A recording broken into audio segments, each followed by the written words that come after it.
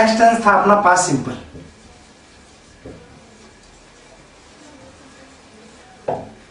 Past indefinite को past simple को एक ही है। अब देखो इस टेंस में क्या लगता है, V2 या लगेगा did plus V1। Did plus V1 कब लगेगा, इफ सेंटेंस इज इंटेरोगेटिव और नेगेटिव।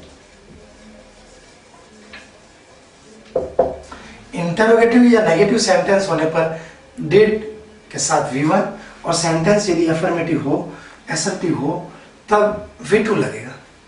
वही है, सिंगुलर सब्जेक्ट हो या प्लूरल सब्जेक्ट हो, दोनों में ही V2 लगता है असर्टिव सेंटेंस के अंदर। इंटेरोगेटिव या नेगेटिव सेंटेंस होने पर डिड प्लस V1 का यूज किया जाएगा पास्ट सिंपल टेंस में। अब आपको लिए वापस रिव्यू कर देता हूं कि एक तो इंग्लिश में टेंस होता है प्रेजेंट सिंपल, उसके अंदर सेंटेंस इंटेरोगेटिव या नेगेटिव हो तब डज या डू हेल्पिंग वर्ब लगाता है, पास्ट सिंपल हो तब डिड हेल्पिंग वर्ब भी लगाया जाता है। असर्टिव सेंटेंस में प्रेजेंट सिंपल में V1 के साथ एस या यस या V1 लगाई जाती है, पास्ट सिंपल में असर्टिव सेंटेंस होने पर V2 लगाया जाता है।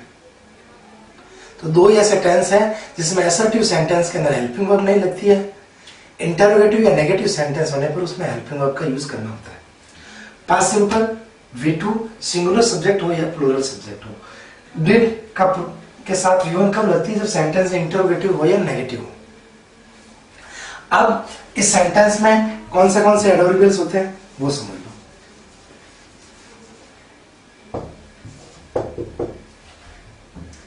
यस्टरडे, लास्ट प्लस टाइम, बोले तो लास्ट प्लस टाइम का अर्थ हो गया last year, last month, last day, last week, last के साथ कोई भी टाइम को डिनोट, लास्ट मिनट भी हो गया। इसके अलावा देखो the day before, the day before के बाद में टुडे भी आ सकता है, द डे बिफोर यस्टरडे भी आ सकता है।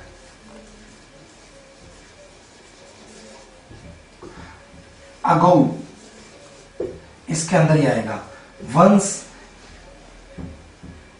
ONCE वंस इसके अंदर आएगा, इन स्कूल डेज इसके अंदर आएगा, इन ओल्डन डेज इसके अंदर आएगा,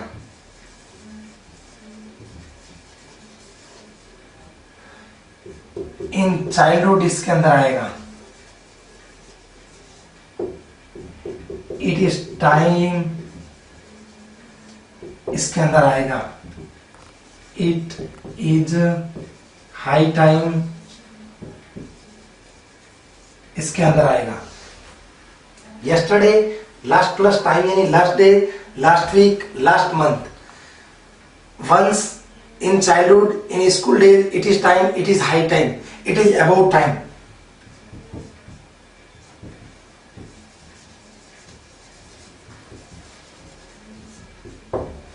कल कुछ बच्चों ने कहा था कि वॉइस क्लियर नहीं आ रही, अब तो आ रही होगी।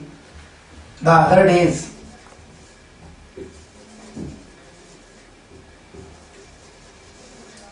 ये इस सेंटेंस के अंदर आने वाली एडवर्बियल्स है। Okay, yesterday last plus time, the day before, today the day before yesterday, ago, once, in school days, in olden days, in childhood, it is time, it is high time, it is about time, the other days, in olden days, ये सब past simple tense के अंदर आएगा।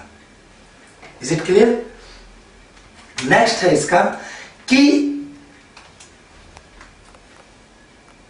जब कोई भी past tense की habit को शो करना है, पास्ट हैबिट वो भी कैसी हैबिट होगी, पास्ट हैबिट को शो करने के लिए हमेशा ही पास्ट सिंपल टेंस का यूज करना होगा। पास्ट हैबिट को शो करने के लिए पास्ट सिंपल टेंस का यूज करना होगा।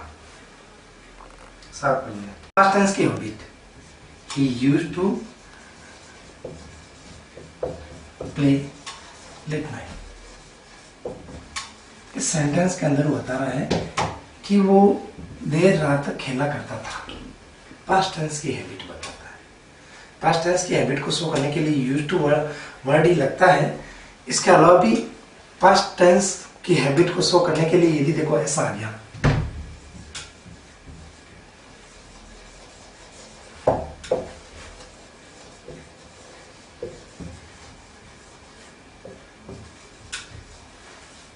ऐसे सेंटेंस आएंगे तो विद्यार्थी समझो एक मिनट के लिए। She daily work 3 hours. आपके मन में आता होगा कि sir daily present simple tense क्या डिनोट करता है, तो पास्ट सिंपल में किया तो वर्क 3 आवर्स कैसे होगा, वर्क क्यों किया, वर्क्स क्यों नहीं किया, ऐसा माना जाता है। और ये वास्तविकता ये है कि भूतकाल की आदत को शो करने के लिए भी पास्ट सिंपल टेंस काम में लिया जाता है, वर्तमान काल की आदत के लिए प्रेजेंट सिंपल टेंस लगता है। जब वर्क लगा हुआ आएगा आपके एग्जाम के अंदर, कॉम्पिटिटिव एग्जाम के अंदर ऑप्शनल पेपर में ऑप्शन दिए हुए रहते हैं, उसके अंदर जब वर्क्स लिखा हुआ आएगा तब वर्ड कभी भी नहीं आएगा आपके, ये आप डेफिनेटली समझ लो। डेफिनेटली है कि जब वर्ड लिखा हुआ आएगा तब वर्क्स नहीं आएगा, और जब वर्क्स आएगा वर्ड नहीं दिया हुआ आएगा। इस सेंटेंस से ये नहीं कह सकता कि उसकी अभी आदत है कि वो 3 घंटा डेली काम करती है, पहले भी क्या बताओ प्रतिदिन 3 घंटा काम करती थी। तो कुछ डेली रेगुलरली ऐसे एडवर्ब्स है टाइम को डिनोट करने वाले कि उनको अधिकतम केस में प्रेजेंट सिंपल टेंस में करना है, लेकिन यदि प्रेजेंट सिंपल तब एग्जाम में ऑप्शन में आपके नहीं दिया हुआ हो तो उस समय ध्यान रखना कि पास्ट सिंपल होता है। Is it clear? अब अगला समझ लो, अगला क्या कहता है नियम कि जब प्रिंसिपल क्लोज के अंदर, जब प्रिंसिपल क्लोज के अंदर वुड अधिकतम केस में दिया हुआ आता है, बहुत ही कम केस में कुड दिया हुआ आता है, ठीक है, कुड V1 दिया हुआ आता है, तब सब ऑर्डिनेट क्लोज के अंदर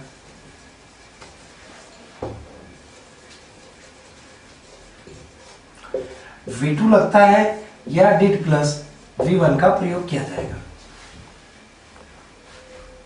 वही है जो प्रेजेंट सिंपल टेंस में था। प्रेजेंट सिंपल में क्या होता था कि प्रिंसिपल क्लॉज के अंदर विल सेल लगता था और सबऑर्डिनेट क्लॉज के अंदर प्रेजेंट सिंपल लगता था।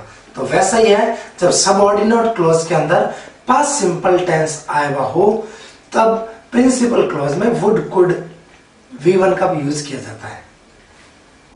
अब देखो इसका एग्जांपल,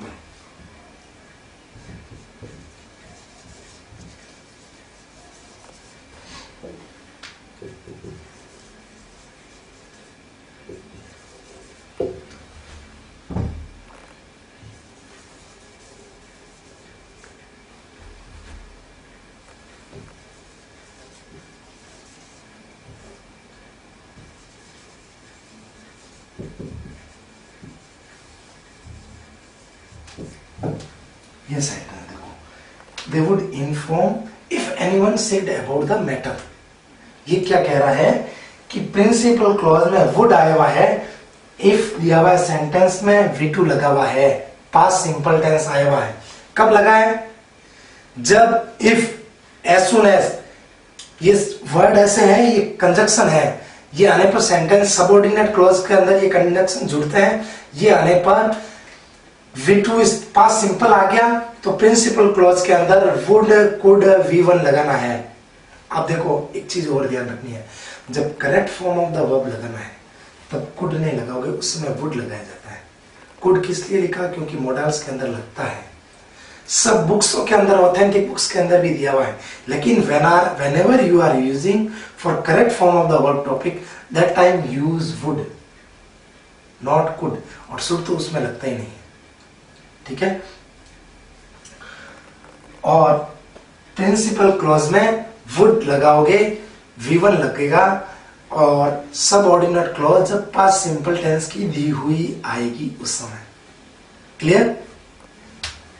अब देखो अगला समझना है तो सपोजिशनल सेंटेंस,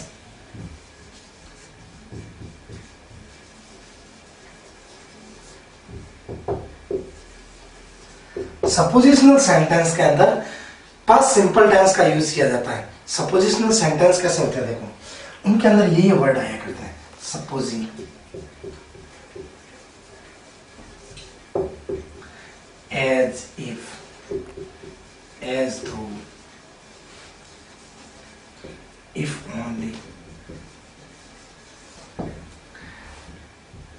आई वेज,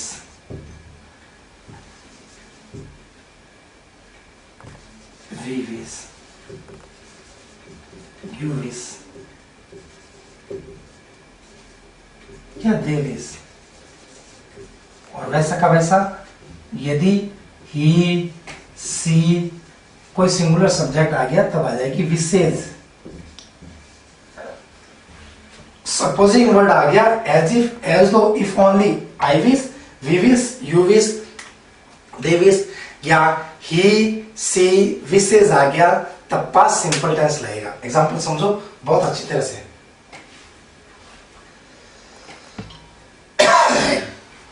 प्रोपोजिशनल सेंटेंस का एग्जांपल जैसे दे दिया, सी behaves as if,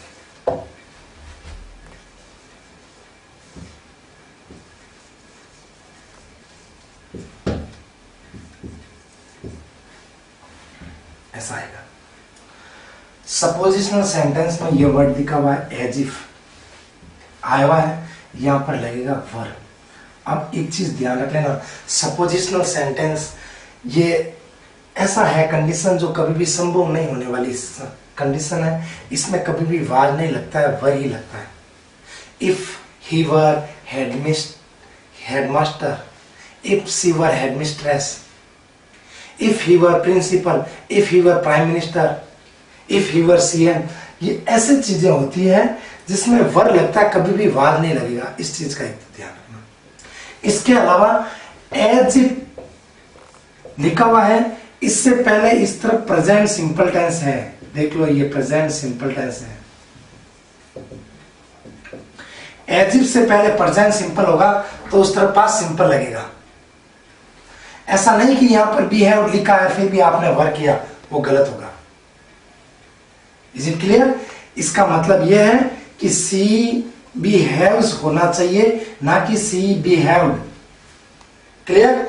C behaves as if she were master.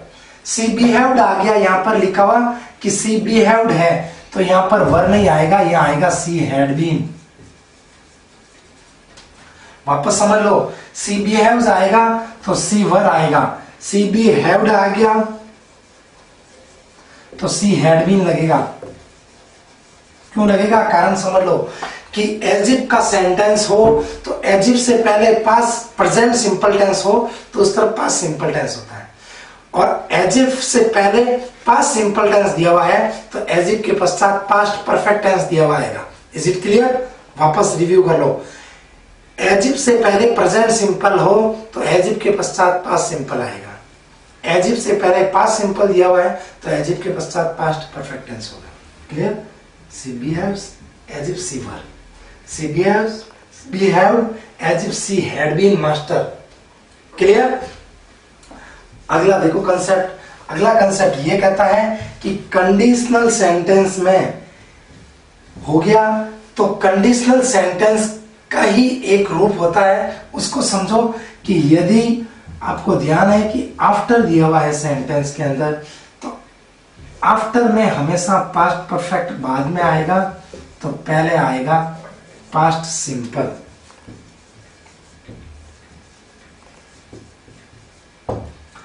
Before का अर्थ होता है पहले, इसका मतलब पास्ट परफेक्ट पहले आएगा, तो बाद वाले सेंटेंस के अंदर हमेशा ही पास्ट सिंपल बाद में आएगा। देखो विद्यार्थियों वापस समझ लो, आफ्टर का अर्थ होता है बाद में, इसका मतलब पास्ट परफेक्ट बाद में आ गया। बिफोर का अर्थ होता है पहले, इसका मतलब पास्ट परफेक्ट पहले आ गया। यदि सेंटेंस हो कंपाउंड, बिफोर आया हुआ है तो उससे पहले हेड प्लस वर्ब की तरफ फॉर्म आएगी, और बाद वाले सेंटेंस में, बिफोर के बाद वाले सेंटेंस में हमेशा V2 आएगा, या पास्ट सिंपल टेंस में D2 प्लस V1 लग सकता है। आफ्टर दिया हुआ है, आफ्टर वाले के अंदर बाद में पास्ट परफेक्ट आता है और आफ्टर वाले में पहले आता है V2 या D प्लस V1। आफ्टर मतलब बाद में, यानी पास्ट परफेक्ट बाद में आएगा। बिफोर का अर्थ होता है पहले, इसका मतलब पास्ट परफेक्ट पहले आएगा। क्लियर? एग्जांपल देखो, they had left town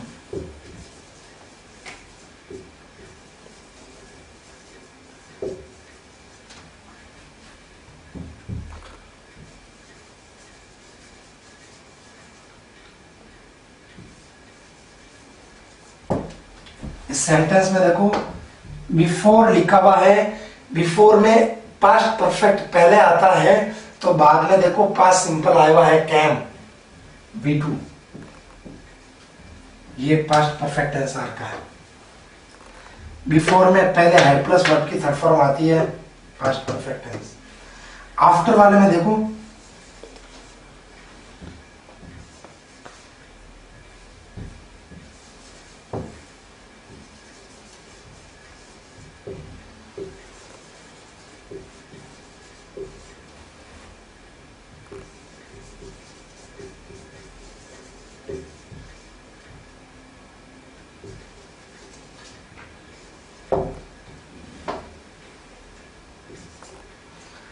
after लिखा हुआ है, आफ्टर में पास्ट सिंपल पहले आता है, बाद में हेड प्लस वर्ब की थर्ड फॉर्म आती है, ये हेड प्लस वर्ब की थर्ड फॉर्म आ गई। Is it clear? आफ्टर में बाद में पास्ट परफेक्ट आएगा, पहले आएगा पास्ट सिंपल। बिफोर में पहले पास्ट परफेक्ट आता है, बाद में आएगा पास्ट सिंपल।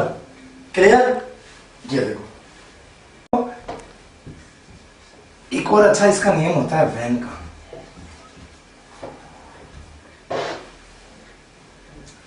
व्हेन में क्या होता है, दोनों तरफ पास्ट सिंपल भी लगता है।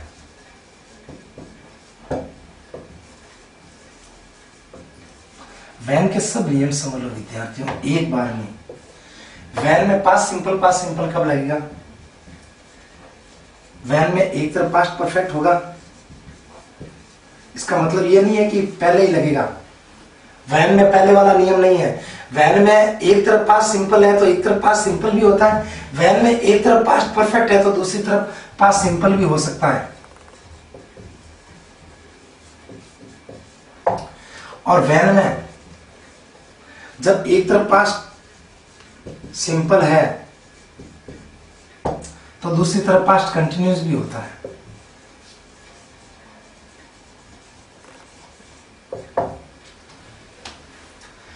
व्हेन के नियम अच्छी तरह से समझ लो कि व्हेन में क्या होता है, यदि एक तरफ पास्ट सिंपल होता है तो दूसरी तरफ भी पास्ट सिंपल कहीं केसेज में आता है। कहीं ऐसा भी केसेज होता है जिसमें एक तरफ पास्ट परफेक्ट होता है, दूसरी तरफ पास्ट सिंपल लगाना होता है। और व्हेन में ऐसा भी केस होता है जिसमें एक तरफ पास्ट सिंपल होता है, दूसरी तरफ पास्ट कंटिन्यूअस टेंस भी होता है। तो तीनों केसेज में अलग अलग एस्पेक्ट्स हैं, उनको अलग अलग समझो। पास्ट सिंपल कब लगता है देखो,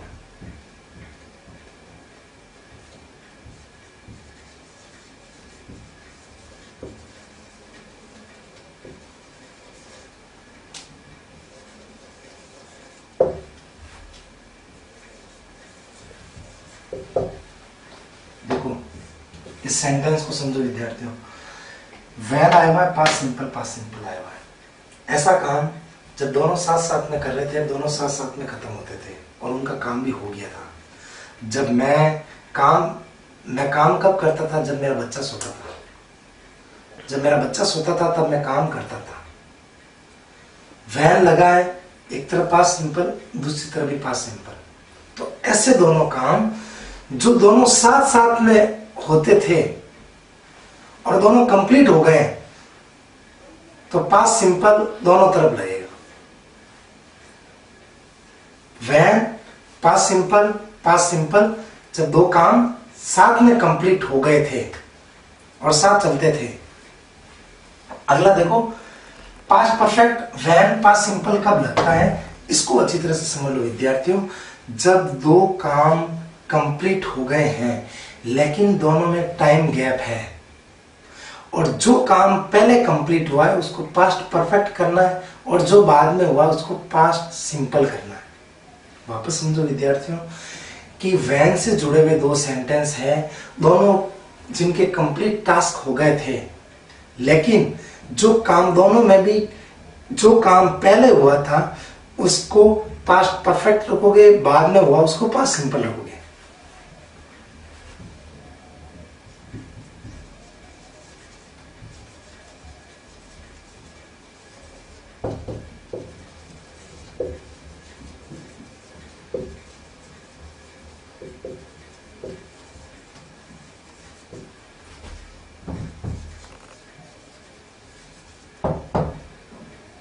देखो इस sentence, sorry, I had finished my works when the guest arrived. Guest भी आ गए थे, मैंने भी अपना काम कंप्लीट कर लिया था। वैन का प्रयोग करना होता है तब, वैन लगा हुआ है बीच में। अब पहले मैंने अपना काम किया था, बाद में गेस्ट आए थे, तो मेरा जो काम पहले हुआ, जो काम पहले एग्जीक्यूट हो जाएगा उसके अंदर पास्ट परफेक्ट लगाएंगे, और जो काम बाद में कंप्लीट हुआ है उसके लिए पास्ट सिंपल टेंस लगेंगे। Is it clear? मेरा काम हो गया जब गेस्ट आए, इसका मतलब मेरा काम कंप्लीट हो गया था, बाद में गेस्ट आए। तो जब दो काम दिए हुए हैं, एक दोनों कंप्लीट हो गए, पहले कंप्लीट होगा पास्ट परफेक्ट, बाद में कंप्लीट होगा past simple. Is it clear? When में, बिफोर वाले में तो पता ही है पास्ट परफेक्ट एक तरफ लगता है, एक तरफ पास्ट सिंपल लगता है। इसमें थर्ड देखो, अब देखो past simple when past continuous. Past simple when past continuous कब लगेगा? जब दो काम भूतकाल में कंप्लीट हो गए थे, लेकिन एक काम कंप्लीट हुआ था, उस समय दूसरा काम चल रहा था। जब मैं आया था आप खाना खा रहे थे, इसका मतलब मेरा आना कंप्लीट हो गया था, लेकिन आपका खाना उस समय कंप्लीट नहीं हुआ था। जब मैं आया आप खाना खा रहे थे, इसका मतलब क्या है कि मेरा आना एक टास्क कंप्लीट हो गया है, उस समय आपका खाना चल रहा था, तो एक काम कंटिन्यूस चल रहा था। तो वैन से जब दो टास्क कंप्लीट हो गए, लेकिन दोनों में से एक काम चल रहा था, एक कंप्लीट हुआ है, तो जो कंप्लीट हुआ उसको पास्ट सिंपल चल रहा था, past continuous. When I entered the room, you were eating food. इसको समझो, When I entered the room, you were eating food. इसमें मैं जब आया था आप खाना खा रहे थे, एक काम कंप्लीट हुआ था, कौन सा? मेरा रूम में आना। आपका काम उस समय चल रहा था। तो वैन के तीनों नियम आई होप आपको समझ में आ गए होंगे, बहुत ही डिस्क्राइब से समझाया आपको, ठीक है। अगला नियम फ्यूचर सिंपल का ही एक और है, अच्छा एस्पेक्ट्स है उसके अंदर। वो ये कहता है टू एक्सप्रेस पोजीशन और existence in past. To express,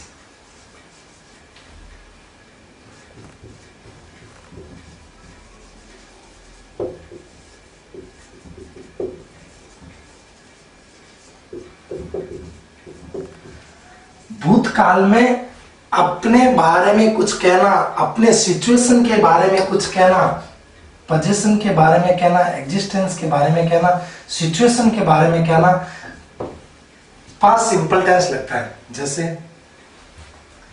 गाली बाजे भाई फेमस है,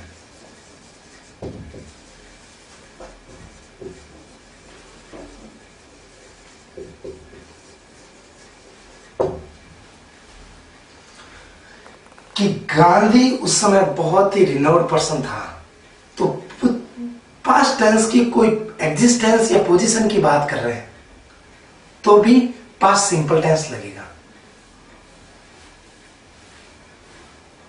I had 2 cars that time, उस समय मेरे पास 2 कारें थी।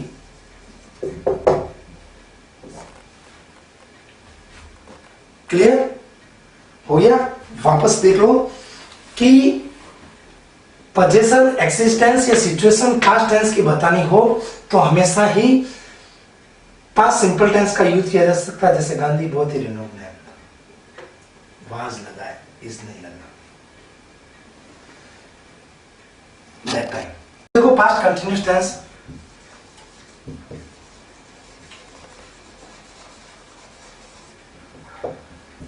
पास्ट कंटिन्यूअस टेंस में हेल्पिंग वर्ब क्या होता है? वाज वर्ब,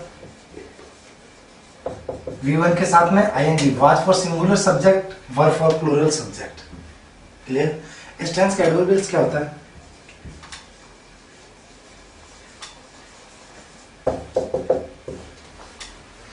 देखो एट दैट टाइम,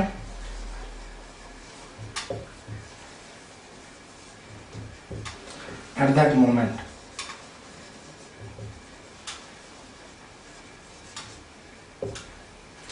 कई बार ऐसा आएगा last day at that time लिखा हुआ आ गया, क्या आएगा, last day at that time. तो आप इसको लेके नहीं चलोगे कि sir last day past simple tense को शो करता है इसलिए पास्ट सिंपल टेंस लगा दें, नहीं, एट दैट टाइम को चेक करके लगाना होता है कि eight that time past simple में आया, पास्ट कंटिन्यूस में आता है तो पास्ट कंटिन्यूस लगाओ। क्लियर है, जैसे आ गया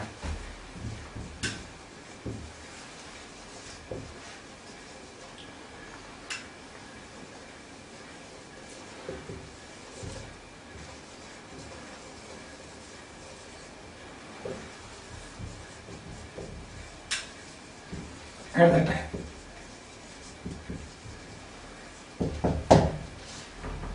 past continuous tense, is it clear?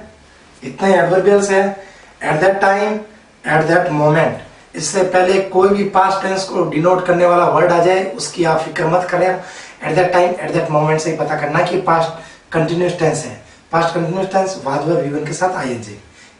Okay, अब देखो पास्ट परफेक्ट टेंस।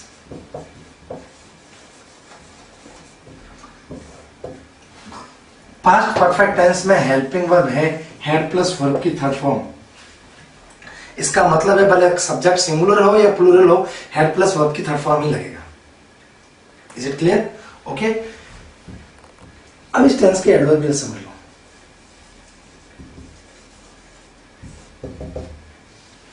इस टेंस का एडवर्बियल्स में एक ही है, वो है by that time. By that time, by that time आने पर पास्ट परफेक्ट टेंस होगा। इसके अलावा जो अगले कंसेप्ट है वो आपको बताए हुए गए भी थे स्टूडेंट्स, फिर भी देखो कि बिफोर आ जाता है, इसका मतलब पास्ट परफेक्ट टेंस पहले आएगा। पास्ट परफेक्ट टेंस पहले आएगा और बाद में क्या आएगा, पास्ट सिंपल टेंस। आफ्टर आ जाता है तो पास्ट परफेक्ट बाद में आता है, तो उसमें सॉरी पास्ट सिंपल पहले आएगा। आफ्टर बिफोर हो गया। जैसे अपन ने जब पास्ट सिंपल टेंस लिया था उस समय बताया था वैन वाले नियम में, एक तरफ पास्ट परफेक्ट टेंस आता है ना, तब एक तरफ पास्ट सिंपल भी आता है। वो कब आता है, वापस रिवाइज कर रहे हैं कि जब कोई टू एक्शंस कंप्लीटेड लेकिन उनके मध्य टाइम का गैप है, यानी एक कंप्लीट हुआ उसके बाद में दूसरा कंप्लीट हुआ। जो पहले कंप्लीट होगा उसमें पास्ट परफेक्ट टेंस लगेगा, बाद में कंप्लीट होगा उसके अंदर पास्ट सिंपल टेंस लगेगा। Is it clear? उसके अलावा देखो कि यदि सेंटेंस के अंदर एक्सपेक्ट, होप, अधिकतम केस के अंदर है विद्यार्थियों, थोड़ी लाइट ऐसे कर देना है, इंटेंड आए हुए वर्ड हो तो अधिकतम केस के अंदर पास्ट परफेक्ट टेंस का यूज करना है। जैसे we expect that you have done. Past perfect tense लगता है एक्सपेक्ट होम, इंटेंट के साथ में वर्ब की थर्ड फॉर्म लगती है। कई बार ऐसा भी आता है कि इसके अंदर ही इंटेंडेड हो जाता है, we had intended.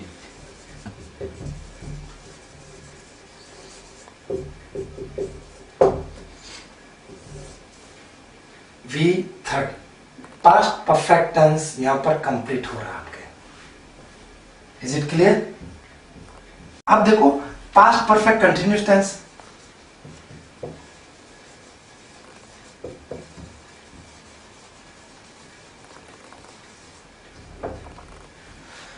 Past perfect continuous tense में हेल्पिंग वर्ब लगती है हैड बीन, V1 के साथ में ing, यानी सिंगुलर सब्जेक्ट हो या प्लूरल सब्जेक्ट हो, helping verb V1 had been plus V1 के साथ ing ही लगेगा।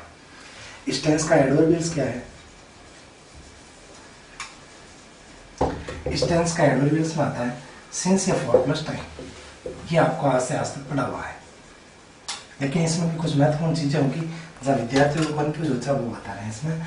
और एक और ध्यान रखना कि यदि बिफोर या आफ्टर के जस्ट बाद में कोई टाइम लिखा हुआ है तो वो हमेशा ही पास्ट परफेक्ट कंटिन्यूअस टेंस होगा। पहले इसका एग्जांपल समझ लो, फिर इसका एग्जांपल समझते हैं। The English had been ruling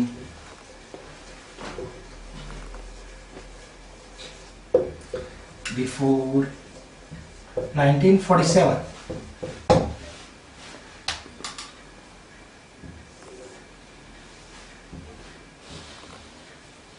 इस सेंटेंस के अंदर देख लो कि कुछ भी नहीं है, बिफोर प्लस टाइम दिया हुआ है, पास्ट परफेक्ट कंटिन्यूअस टेंस लगाना होगा।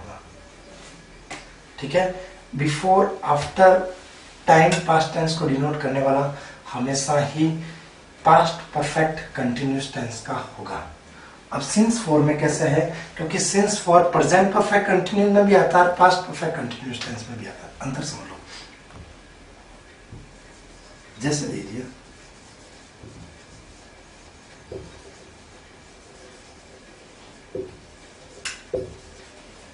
she had been following the guidelines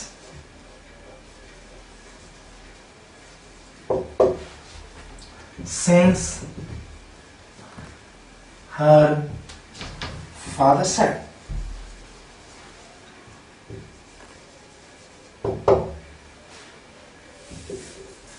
correct form of the verb ऐसे लगानी होगी ना आपको, ये लिखा आएगा आपके ब्रैकेट में। अब देखो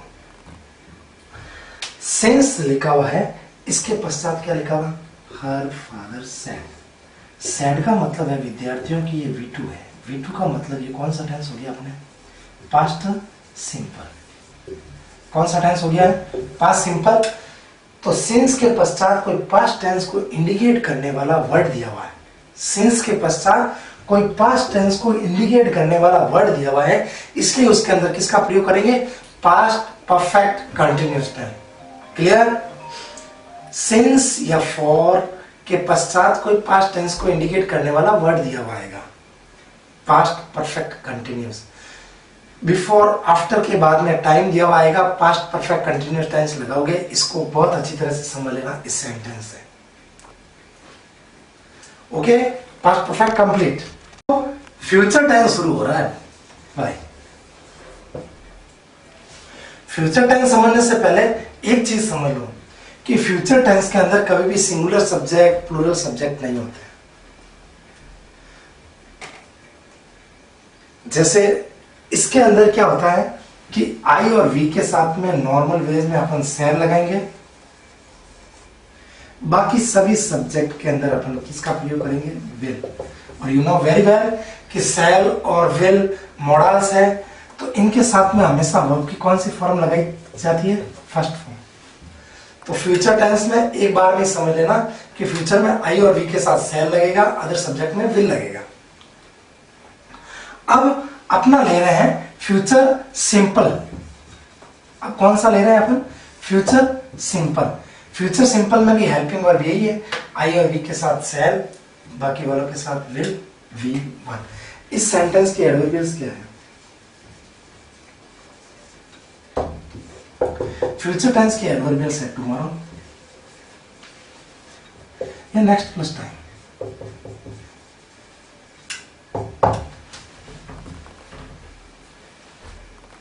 टुमारो और नेक्स्ट प्लस टाइम बहुत ही रेयरेस्ट समझो, रेयर नहीं रेयरेस्ट, कि इन प्लस टाइम दिया हुआ आएगा और उसके अंदर फ्यूचर का टाइम आएगा।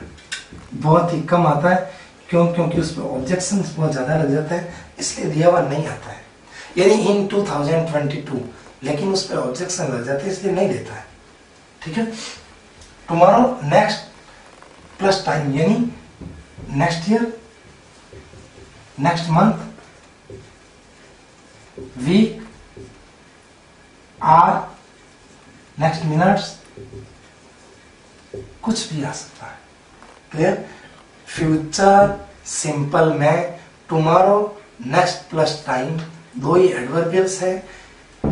और विल और शैल का प्रयोग किया जाता है। विल अदर सब्जेक्ट में आई और वी को छोड़ के, प्रोनाउन को छोड़ के, बाकी सभी नाउन्स प्रोनाउंस के लिए विल का प्रयोग किया जाएगा सब्जेक्ट के रूप में होने पर।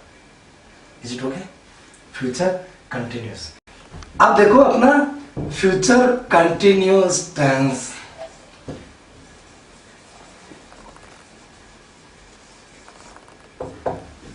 Future continuous, future continuous tense के अंदर हेल्पिंग वर्ब क्या लगती है? Will be, shall be, V1 के साथ में ING। शैल कब लगता है, विल कब लगता है, बता दिया गया है। Will be, shall be, V1 के साथ में ING। इस सेंटेंस के एडवर्बियल्स क्या है?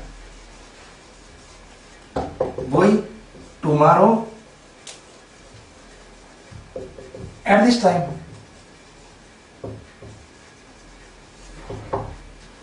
या टुमारो एट दिस मोमेंट।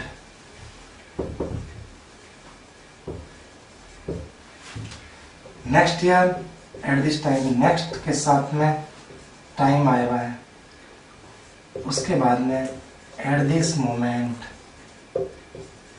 या at this time. Future continuous tense, helping verb will be, shall be, V1 के साथ ING। Tomorrow at this time, tomorrow at this moment.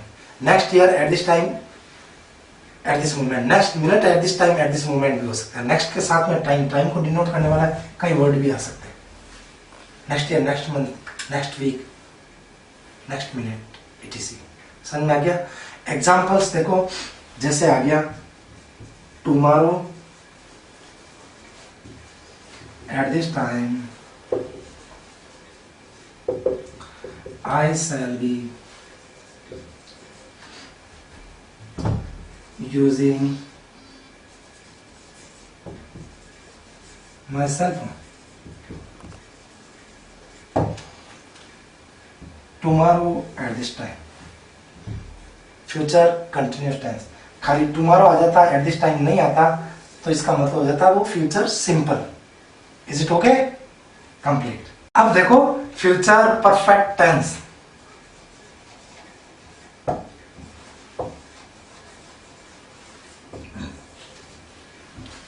Future perfect tense helping verb क्या होती है? Will have, shall have, साथ में verb की कौन सी form आ जाएगी? Third form. Future perfect tense बेचारा ऐसा है जिसके अंदर एडवर्बियल्स में क्या आता है भाई कि by plus time, by plus time. जो टाइम दिया हुआ होता है वो हमेशा फ्यूचर टेंस का टाइम रहता है। देखो जैसे आ गया by 2022 India will have developed its own nuclear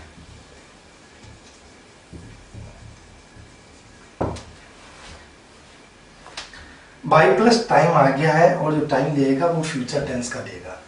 पीछे आ जाए आगे आ जाए कोई दिक्कत नहीं, बाई प्लस टाइम। एक और नियम इसका कहता है फ्यूचर परफेक्ट टेंस के अंदर एक एस्पेक्ट्स है बहुत ही अच्छा है, वो कहता है कि that related to past tense concern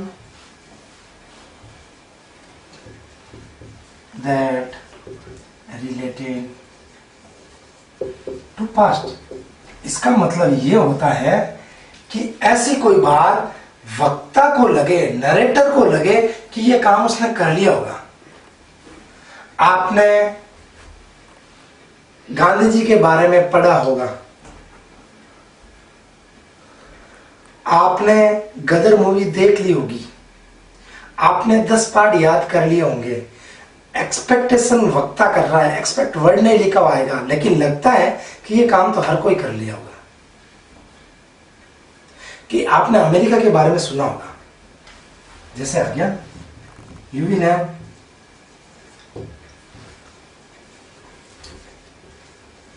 heard about America.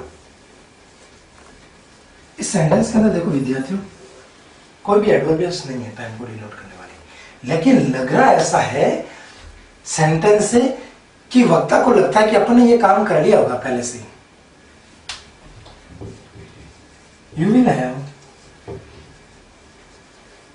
Scene the Gadar, कि आपने शायद गद्दर मूवी है ना वो देख ली होगी। आपने कोरोना के बारे में सुना होगा। You will have listen about corona. तो ऐसी चीजें जो लगता है कि हर एक को आ रही होगी, तो उसके लिए हमेशा फ्यूचर परफेक्ट टेंस का यूज किया जाता है। Is it clear? समझ लेना अच्छी तरह से।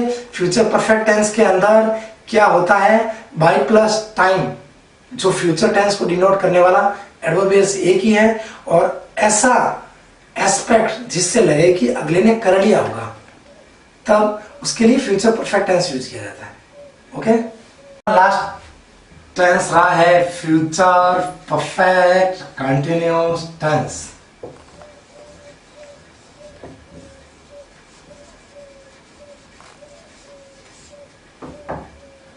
Future perfect continuous tense. Future perfect continuous tense के अंदर क्या आएगा भाई, कि हेल्पिंग वर्ब के रूप में तो आता है will have been, shall have been, दोनों में V1 के साथ में क्या आएगा, ING। इस टेंस में एडवर्बियल्स के रूप में क्या होता है भाई, बाय प्लस टाइम तो दिया हुआ होता ही है, और उसके साथ साथ में सेंटेंस में या तो फॉर या दिया हुआ होगा फ्रॉम और टाइम।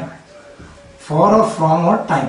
आपको ध्यान है, perfect continuous, present perfect continuous में भी सिंस फॉर प्लस टाइम लगता है, पास्ट परफेक्ट कंटिन्यूअस में भी सिंस फॉर के साथ टाइम लगता है, लेकिन फ्यूचर परफेक्ट कंटिन्यूअस टेंस के अंदर कभी भी सिंस का यूज मत करना, सिंस की जगह फ्रॉम लगाना। ओके, फ्यूचर परफेक्ट कंटिन्यूअस में सिंस की जगह हमेशा क्या लगाओगे, फ्रॉम।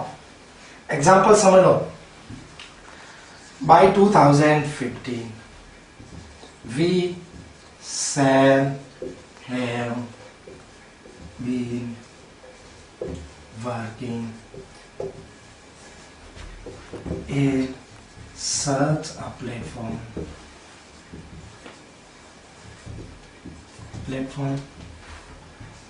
for 15 years। देखो बाई प्लस टाइम भी लिखा हुआ है, इसके साथ में फॉर प्लस टाइम भी आया हुआ है। फ्यूचर परफेक्ट कंटिन्यूअस टेंस, यदि खाली बाई प्लस टाइम आ जाए और ये फॉर 15 इयर्स नहीं आएगा तो फ्यूचर परफेक्ट टेंस लगाओगे, तब क्या हो जाएगा, by 2015 we shall have worked in such a platform. लेकिन उसके बाद में यदि फॉर 15 इयर्स आ गया, इसका मतलब ये फ्यूचर परफेक्ट कंटिन्यूअस टेंस होगा। Tense is correct form of the verb का टॉपिक कंप्लीट हो गया है। अब इसके साथ में एक एक्सरसाइज का चैप्टर भी डाल दिया है, आंसर की भी इसके साथ में वीडियो के लिंक के अंदर दी हुई है, और पूरा नोट्स भी डाला हुआ है इसका। होप अच्छी पढ़ाई करना, be ready. Next time models के साथ में अपन मिलेंगे जल्दी।